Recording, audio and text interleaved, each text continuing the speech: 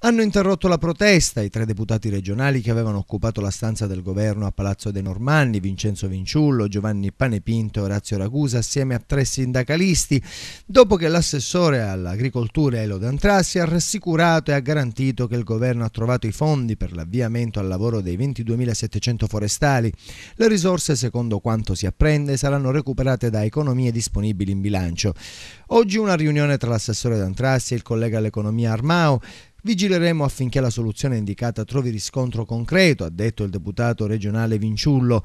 E intanto sul piano politico parte il rimpastino. L'assessore al territorio Sebastiano Di Betta ha deciso di rassegnare le sue dimissioni. È il momento della politica, ha scritto il tecnico entrato in giunta per l'ultimo in una lettera al presidente Lombardo, citata da un quotidiano.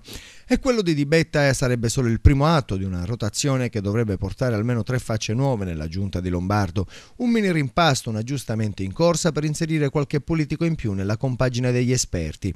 Un maquillage che a dire il vero non sembra convincere nessuno, nemmeno all'interno dello stesso partito del governatore, dove Lino Leanza ha detto senza mezzi termini di non comprendere un rimpasto a pochi mesi dal voto, mentre anche il PD appare scettico e punta semmai alle dimissioni anticipate del presidente.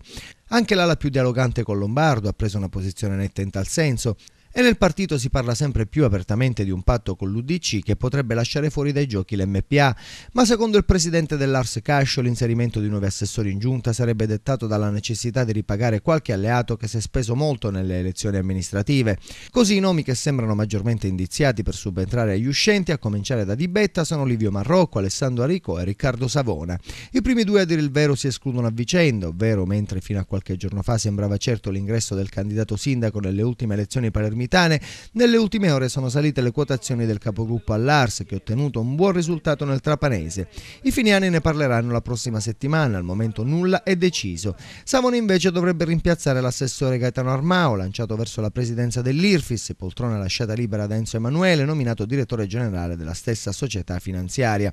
Resta ancora vuota la casella dell'assessorato al lavoro, retta di interim dallo stesso presidente Lombardo. Non può certamente sopportare il peso di un assessorato così importante, ha detto qualche giorno fa uno dei massimi indiziati a ricoprire quel ruolo, Lino Leanza, che ha però escluso categoricamente un suo ingresso nel governo. No, assolutamente, perché il governo primavera-estate 2012 non convince quasi nessuno.